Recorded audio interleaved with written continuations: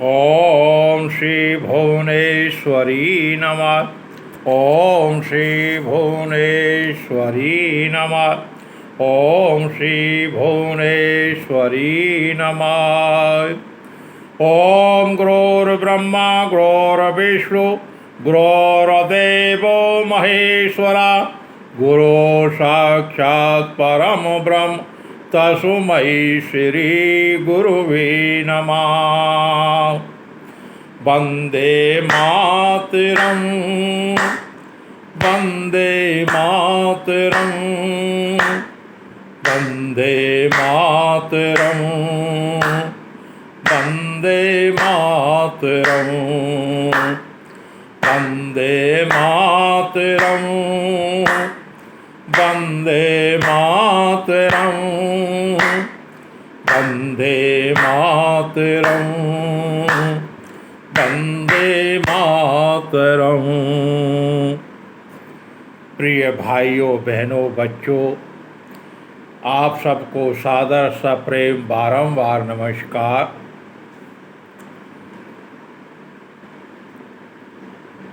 इसके साथ साथ इस देश के श्री हिंदू धर्म के सभी परम पूजनीय भगवान भगवती देवी देवताओं के श्री चरणों में दंडवत प्रणाम करता हूँ। आगे इस देश के अंतर्राष्ट्रीय राष्ट्रीय ख्याति के सभी संत महात्माओं को दंडवत प्रणाम करता हूँ। आगे देश के महामहिम श्रीमान पूर्व राष्ट्रपतियों उपराष्ट्रपतियों को सादर बारंबार नमस्कार करता हूँ। आगे इस देश के सभी पूर्व प्रधानमंत्रियों को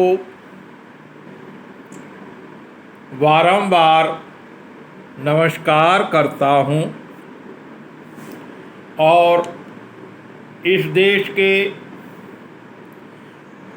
सभी विभिन्न क्षेत्रों के महापुरुषों को, महाधनवानों को, महादानियों को, धर्म प्रेमियों को, बड़े बड़े धर्मात्माओं और समाज सेवियों को सादर सप्रेम बारंबार नमस्कार करता हूँ। इसके बाद मैं आप लोगों को बताना चाहता हूँ कि ये राष्ट्रीय कार्य योजना परम पूजनीय भगवान श्री शिव जी, श्री महाकाली माता जी की विशेष प्रतिज्ञा आज्ञा से पूरे देश में विगत अप्रैल 2010 से माननीय महामहिम श्रीमान राष्ट्रपति महोदय, उपराष्ट्रपति महोदय, माननीय श्रीमान प्रधानमंत्री महोदय, महामहिम श्रीमान राज्यपाल महोदय, श्रीमान माननीय मुख्यमंत्री महोदयों और देश के विभिन्न देव स्थानों पर श्री संत महात्माओं के पास और विभिन्न क्षेत्रों के महापुरुषों के पास और बड़े बड़े जैसे पते उपलब्ध हुए आचार्यों के पास मैं विगत अप्रैल 2010 से क्रमशः ये कार्य योजना के पत्र भेज रहा हूँ। मैं आप लोगों को बताना चाहता हूँ, मैं जन्म से उसके पश्चात 21 मई 1991 से जब भारत रत्न पूर्व प्रधानमंत्री माननीय श्री राजीव गांधी जी की हत्या हुई, उस दिन से बहुत परेशानियों से, बीमारियों से अपने परिवार के साथ जूझ रहा हूँ। और आज आप सबके समक्ष एक राष्ट्रीय भिक्षुक के रूप में उपस्थित हूँ। मैं सबको बताना चाहता हूँ कि इस पृथ्वी से घोर कलयुग को समाप्त करने के लिए, पर्याप्त वर्षा के लिए, सदैव बसंत ऋषि जलवायु के लिए और ऐसी जलवायु जिसमें आंधी तूफान अग्निकांड न हो, ऐसी व्यवस्था के लिए परम पूजनीय भगवान श्री शिव जी, श्री महाकाली माता जी की विशेष प्रतिज्ञा आज्ञा से ये कार्य योजना सभी भारत माता के सपूतों को शासन प्रशासन जनता जनार्दन के तन मन धन के योगदान से सफल बनाना है। तभी हम सब का जीवन भारत माता के पूत सपूत होने का गौरव प्राप्त होगा। तो हम क्रमशः सत्यप्रकाश पांडे, ब्रह्मानंद सरस्वती, राष्ट्रीय भिक्षुक, आप लोगों को बताना चाहता हूँ कि हम सबको क्या कार्य करना है। क्रमशः नंबर 1, देश के समस्त श्री गायत्री शक्तिपीठों पर परम पूजनीय श्री गायत्री माता के दाईं ओर परम पूजनीय श्री भुवनेश्वरी माता व भगवान श्री ब्रह्मा जी की मूर्ति की स्थापना की व्यवस्था करना है। जो पुराने स्थान हैं उन पर ये व्यवस्था करना है और आगे जो नए बने उन पर परम पूजनीय श्री भुवनेश्वरी माता, भगवान श्री ब्रह्मा जी, श्री गायत्री माता की मूर्ति की व्यवस्था करना है। इसके अतिरिक्त देश के प्रमुख तीर्थों, महानगरों, बड़े बड़े शहरों, बड़े बड़े गांवों में, विशेष रूप से जहां पर हिंदू धर्म के लोगों की अधिक बस्ती है, वहाँ पर परम पूजनीय भगवान श्री ब्रह्मा जी, श्री भुवनेश्वरी माता, श्री सरस्वती माता, श्री गायत्री माता, श्री विष्णु भगवान, श्री लक्ष्मी मैया की मूर्ति रूप में पूजा की व्यवस्था करना है। उनकी पूजा के बिना देश के सभी प्रमुख तीर्थ, महानगर, बड़े बड़े गांव, शहर सब अधूरे हैं। आज हम देख रहे हैं कि जिनकी कृपा से हम सबको सुंदर तन मन वाणी बुद्धि ज्ञान भाग्य सौभाग्य प्राप्त होता है, उनकी हम लोग मूर्त पूजा की व्यवस्था, कथा वार्ता नहीं कर रहे हैं। आप लोग सोचिए कि जब हम उनकी सही मूर्त पूजा की व्यवस्था, कथा वार्ता नहीं करेंगे तो हम सबको सुंदर तन मन वाणी बुद्धि ज्ञान भाग्य सौभाग्य कैसे प्राप्त होगा। इसलिए हम सबको उनकी प्रमुख तीर्थों, महानगरों, शहरों में परम पूजनीय श्री भुवनेश्वरी माता, भगवान श्री ब्रह्मा जी, श्री सरस्वती माता, श्री गायत्री माता, श्री विष्णु भगवान, श्री लक्ष्मी मैया की मूर्ति पूजा की व्यवस्था देश के सभी प्रमुख तीर्थों, महानगरों, शहरों, बड़े बड़े गांवों में व्यवस्था करना है और अपना जीवन सार्थक करना है। आगे है कि हम सब सुंदर से सुंदर तन मन वाणी बुद्धि ज्ञान भाग्य सौभाग्य प्राप्त करना चाहते हैं, परंतु हम देख रहे हैं बहुत से विद्यालयों में, महाविद्यालयों में, विश्वविद्यालयों में कहीं कहीं परम पूजनीय श्री सरस्वती माता, जिनकी कृपा से हम सबको तन मन वाणी बुद्धि ज्ञान भाग्य सौभाग्य प्राप्त होता है, उनकी मूर्ति उपेक्षित रूप से खुले मैदान में लगी हुई है या उनकी कहीं कहीं पर कोई व्यवस्था नहीं है। इसलिए हमारी प्रार्थना है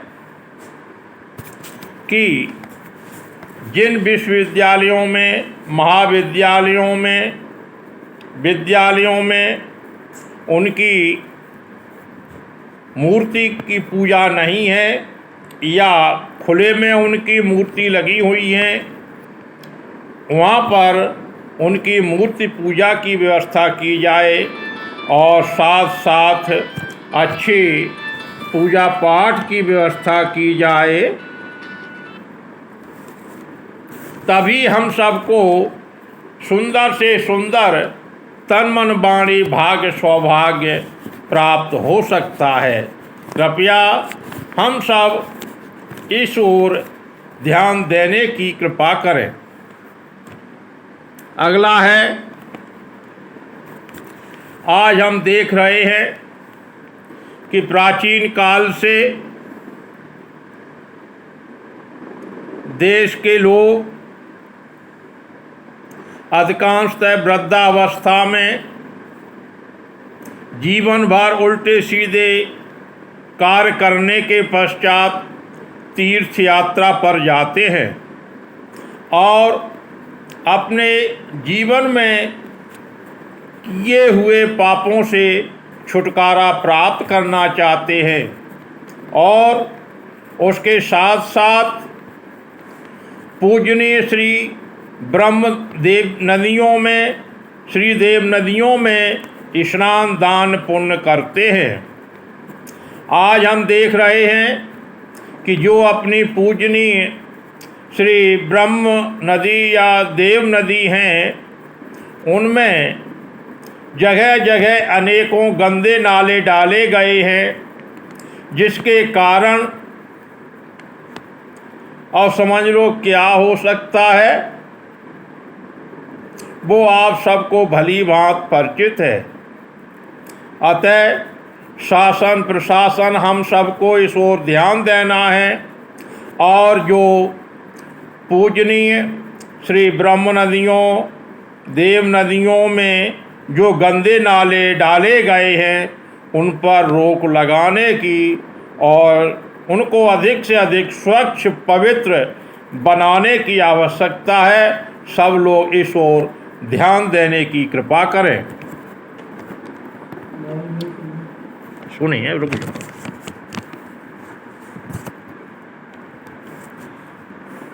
और साथ ही साथ जहाँ पर उनके किनारे बड़े बड़े तीर्थों, शहरों में, बड़े बड़े गांवों में उनकी मूर्ति पूजा की व्यवस्था नहीं है, वहाँ पर उनका एक मूर्ति पूजा के लिए देवालय बनवाने की कृपा करें और उनकी अच्छी पूजा पाठ की व्यवस्था करें। ये शासन प्रशासन भारत माता के सपूतों से हमारी प्रार्थना याचना और भिक्षा मांगना है। आगे है,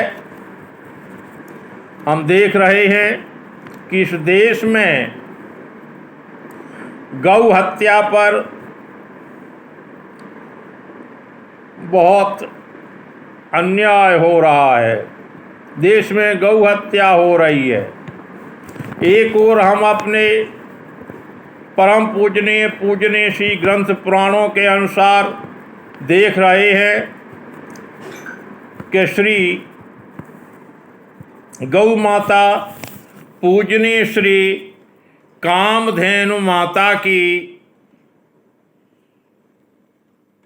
तरह एक देवी के रूप में पूजी जाती हैं, और दूसरी ओर हम लोग उनकी हत्याएं कर रहे हैं और उनका मांस खा रहे हैं। तो समझो कि हम सब लोग क्या हैं। हमारी शासन प्रशासन, जनता जनार्दन, भारत माता के सपूतों से ये प्रार्थना है कि श्री गौ माता की देखभाल अच्छी व्यवस्था करने के लिए हमें जगह जगह गौशाला खुलवाना चाहिए और उनके लिए पशु चिकित्सकों और चिकित्सालयों की व्यवस्था भी करना चाहिए। ये आगे है।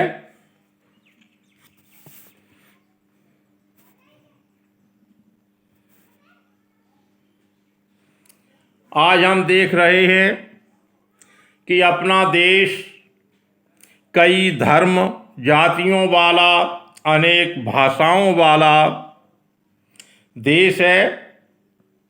अपने देश में धर्म जाति के आधार पर सरकारी नौकरियों में भर्ती के लिए, पदोन्नति के लिए आरक्षण चल रहा है, जिसके कारण देश के विभिन्न वर्गों के साथ घोर अन्याय अत्याचार हो रहा है। हमारी शासन प्रशासन, देश के जनता जनार्दन से प्रार्थना है कि ये आरक्षण की तलवार जो सीधा सीधा मार काट कर रही है, बंद की जाए, इसको रोका जाए, और जो वास्तव में गरीब, निर्धन, विकलांग, असहाय लोग हैं, उनको पर्याप्त रोटी, कपड़ा, मकान के लिए, पढ़ाई के लिए शासन से सहायता मिलनी चाहिए। और जो आरक्षण चल रहा है सरकारी नौकरियों में भर्ती के लिए, पदोन्नति के लिए, वो समाप्त होना चाहिए। अगला है,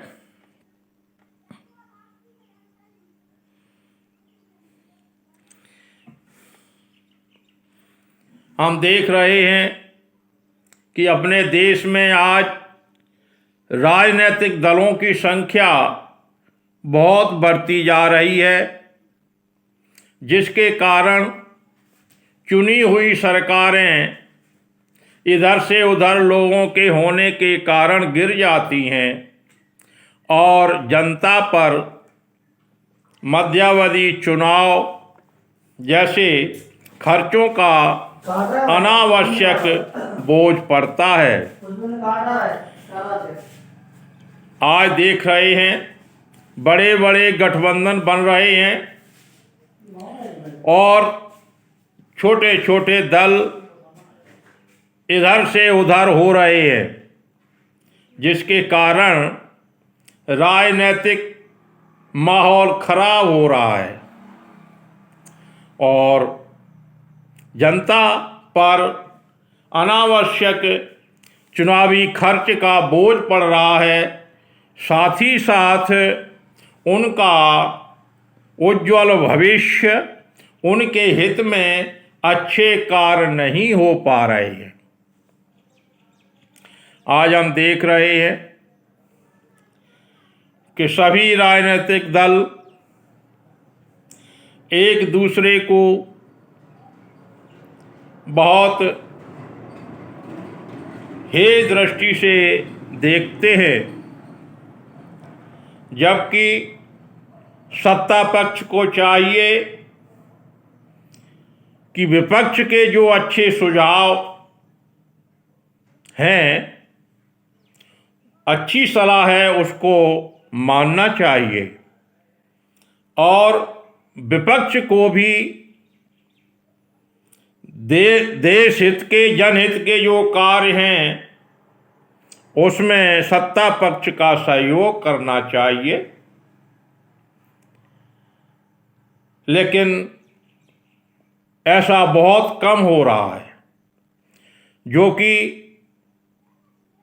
अधिक से अधिक पढ़े लिखे, समझदार, योग्य लोगों का, अनुभवी लोगों का यह कार्य उचित नहीं है। तो मेरा ये निवेदन है कि जो राष्ट्रीय गठबंधन बन रहे हैं वो स्थायी हों, और जो कुछ लोग दल इधर उधर हो रहे हैं उन पर दरबदल जैसा कानून कोई बनाया जाए, जिससे इधर से उधर न हो सके और राजनीतिक वातावरण जो बहुत खराब हो रहा है वो न हो सके।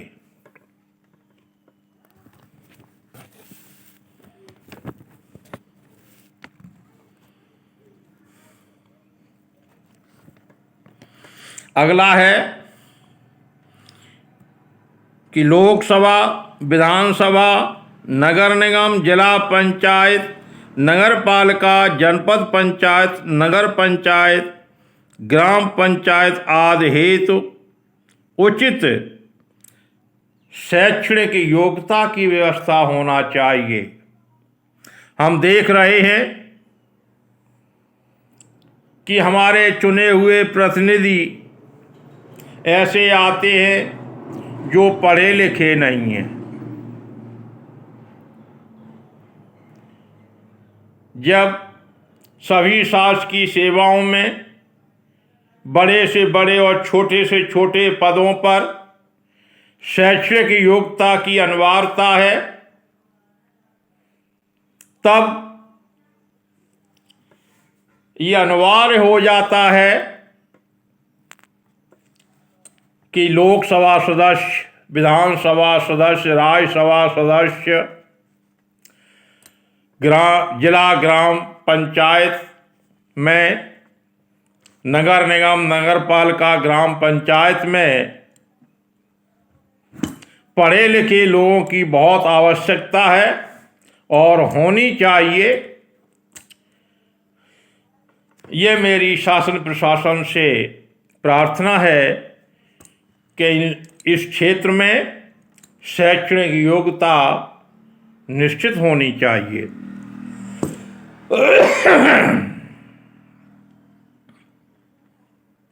और इसके साथ साथ अवस्था का भी प्रतिबंध होना चाहिए। अधिकतम 75 वर्ष की उम्र होनी चाहिए। जो लोग 75 वर्ष से ज़्यादा हैं उनको राजनीतिक संन्यास ले लेना चाहिए और मार्गदर्शक के रूप में कार्य करना चाहिए। अधिकांश लोग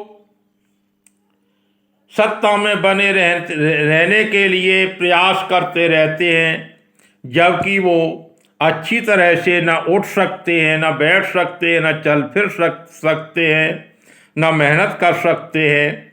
ऐसे लोगों को तो आराम करने की और मार्गदर्शन करने की ही सलाह सबसे उत्तम है।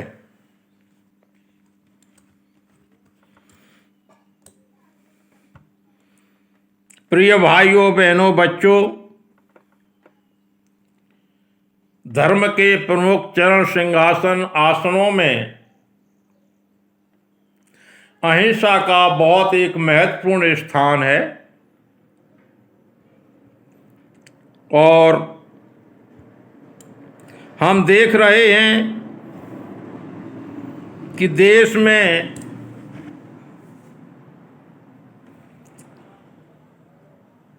में मीट मार्केट का कारोबार बहुत चल रहा है। एक ओर हम धर्म के प्रमुख चरण सिंहासन आसनों में जो अहिंसा का महत्वपूर्ण स्थान है उसका पालन नहीं कर रहे हैं। आज हम देख रहे हैं कि जो लोग देश में जय श्री राम, जय श्री राम, जय बजरंग बली, हर हर महादेव, जय जय राधे श्याम, ओम भूर्भुवः स्वः तत्सवितुर्वरेण्यं भर्गो देवस्य धीमहि धियो यो न प्रचोदयात्, जो बहुत भगवान देवी देवताओं की समर्थक हैं, वो लोग सत्ता में बैठकर देश के शहरों और गांवों की गलियों में मीट मार्केट की दुकानें चलवा रहे हैं। देसी, अंग्रेजी, विदेशी शराब की दुकानें चलवा रहे हैं, जुआ घर चल रहे हैं और वेश्यावृत्ति का कारोबार भी चल रहा है। आज मुझे बड़ी शर्म आती है जो लोग श्री सत्य सनातन धर्म, श्री हिंदू धर्म की संस्कृति, सभ्यता, मर्यादा की बात करते हैं, वो लोग इस देश में ये सब क्या कर रहे हैं, करवा रहे हैं। मैं समझता हूँ कि ये तो बहुत निंदनीय कार्य देश में हो रहे हैं। इस सर्वश्रेष्ठ भारत माता की गोद में विश्व गुरु कहलाने वाले देश में ये सब नहीं होना चाहिए और इनका नाम निशान भी नहीं रहना चाहिए।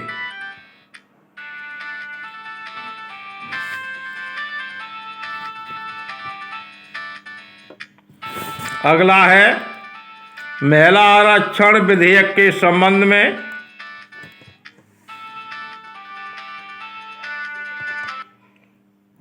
प्रिय भाइयों, बहनों, बच्चों, आज पूरा विश्व महिलाओं के बिना अच्छा नहीं चल सकता है। श्री भूतकाल में भी महिलाओं का एक महत्वपूर्ण योगदान रहा है और भविष्य में भी रहेगा। जब हम श्री देवी भागवत देखते हैं तो अपनी परम पूजनीय भगवती देवी देवताओं की कथाएं बताती हैं कि उनकी सृष्टि संचालन में बहुत ही महत्वपूर्ण योगदान है। आज हम देख रहे हैं महिला आरक्षण विधेयक की चर्चा कई वर्षों से चल रही है और ये विधेयक पास कराने की भी तैयारी चल रही है, लागू करने की भी तैयारी चल रही है। शासन प्रशासन जनता जनार्दन से मेरी प्रार्थना है, मेरी याचना है कि जिस तरह सभी शासकीय सेवाओं में भर्ती के लिए, पदोन्नति के लिए पर्याप्त शैक्षणिक योग्यता की आवश्यकता है, ठीक उसी प्रकार राजनीतिक क्षेत्रों में भी महिलाओं के लिए एक अच्छी शैक्षणिक योग्यता की अनिवार्यता निश्चित होनी चाहिए। महिला विधेयक का हम हृदय से, आत्मा से सम्मान करते हैं और महिलाओं को अच्छा योगदान देना चाहिए, सहयोग लेना चाहिए। इसके लिए देश की सेवा में एक बहुत महत्वपूर्ण स्थान होगा।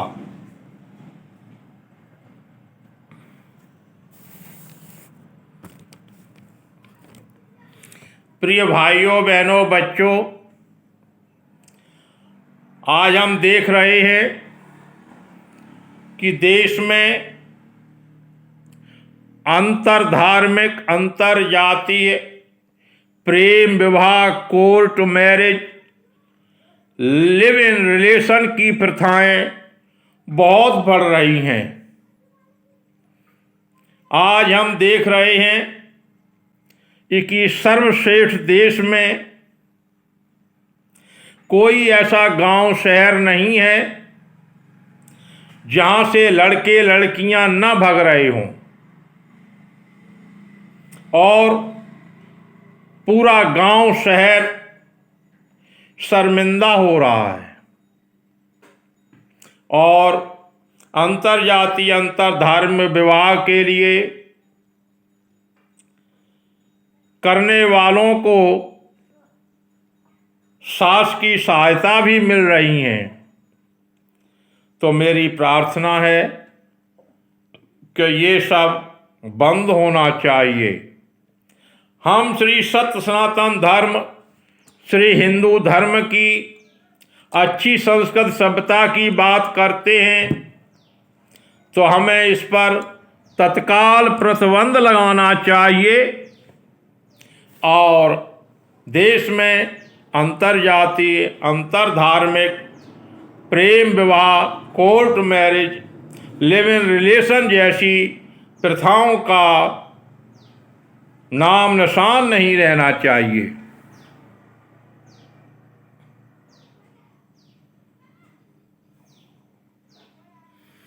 प्रिय भाइयों, बहनों, बच्चों,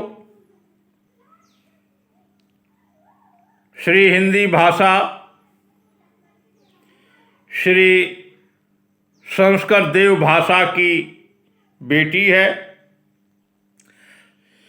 श्री हिंदी भाषा हमारी मातृभाषा, राजभाषा, राष्ट्रभाषा है और हमें इसके विकास के लिए अधिक से अधिक कार्य हिंदी भाषा में ही करना चाहिए, क्योंकि मातृभाषा वह भाषा होती है जिसको जन्म से ही बच्चा बोलता हुआ आता है। तो मेरा सभी से हाथ जोड़कर निवेदन है, अनुरोध है कि हम सबको हिंदी भाषा में अधिक से अधिक कार्य करना चाहिए।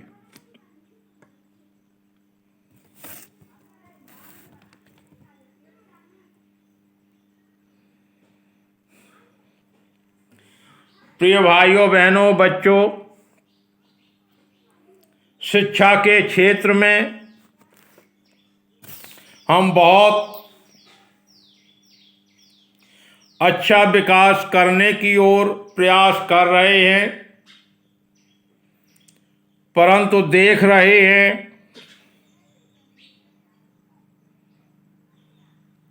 कि कहीं कहीं पर, विशेष रूप से ग्रामीण क्षेत्रों में, अच्छे विद्यालयों की व्यवस्था नहीं है, शिक्षकों की व्यवस्था नहीं है और कहीं कहीं पर तो पर्याप्त विद्यार्थी भी नहीं हैं और कहीं कहीं पर शासकीय विद्यालयों का वहाँ के स्थानीय लोगों द्वारा दुरुपयोग किया जा रहा है। तो मेरी शासन प्रशासन से अपील है, प्रार्थना है, निवेदन है, इच्छा याचना है, भिक्षा है कि शिक्षा के क्षेत्र में सही व्यवस्था होनी चाहिए। अच्छे भवन हो, अच्छे शिक्षकों की व्यवस्था हो, पढ़ाई की अच्छी व्यवस्था हो, जिससे देश के अधिक से अधिक लोग शिक्षित हों और योग्य हों, जो देश की अच्छी से अच्छी सेवा कर सकें। अगला है न्याय प्रक्रिया। प्रिय भाइयों बहनों बच्चों, हम देख रहे हैं कि अपने देश की न्याय प्रक्रिया बहुत खराब है। बहुत से लोग न्यायालयों के चक्कर काटते काटते मर जाते हैं, परंतु उन्हें न्याय नहीं मिल पाता है। मेरी प्रार्थना है, मेरी याचना है कि मेरी भिक्षा है कि देश में न्याय प्रक्रिया ऐसी हो जो निचले न्यायालय से सर्वोच्च न्यायालय तक 3 वर्ष में समाप्त हो जाना चाहिए और जिन न्यायालयों में न्यायाधीशों के पद रिक्त हैं, उनकी शीघ्र भर्ती होना चाहिए। आज हम कह रहे हैं कि हमारा देश बहुत विकास कर रहा है, बहुत उन्नति कर रहा है, तो उस पर ये कहना उचित नहीं है। न्याय प्रक्रिया अपने देश की बहुत खराब है। न्याय प्रक्रिया तब अच्छी मानी जाएगी जब देश के सभी न्यायालयों में रिक्त पदों की पूर्ति हो जाएगी और देश के लोगों को 3 वर्ष में निचले न्यायालय से सर्वोच्च न्यायालय तक न्याय प्राप्त होना आरंभ हो जाएगा।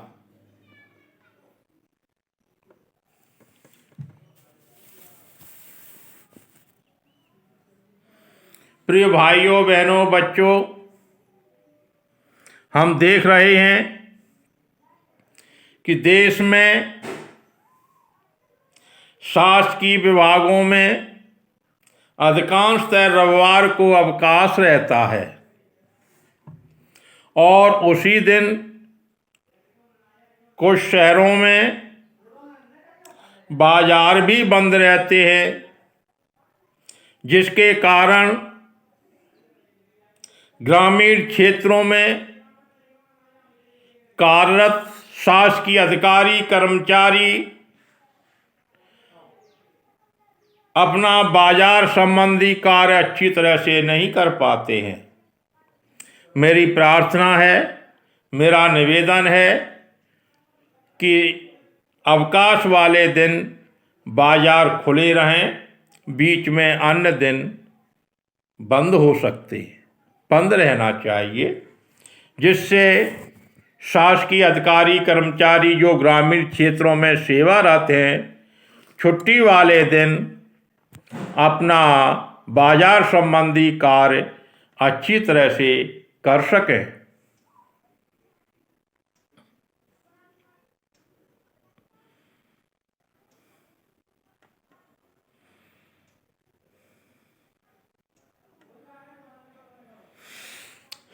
प्रिय भाइयों बहनों बच्चों, देश में जो दीन दुखी, दिव्यांग, असहाय,